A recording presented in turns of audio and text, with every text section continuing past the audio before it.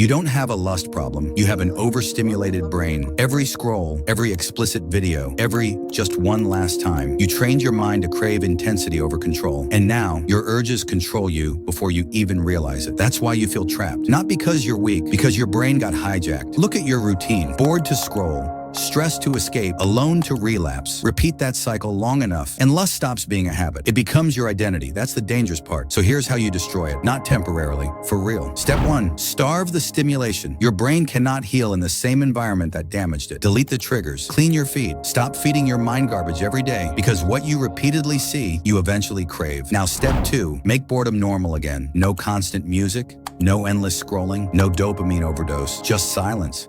At first, your brain will panic. Good, that's withdrawal. Stay there, because the moment your brain stops needing constant stimulation, your urges lose power. Step 3, exhaust your body.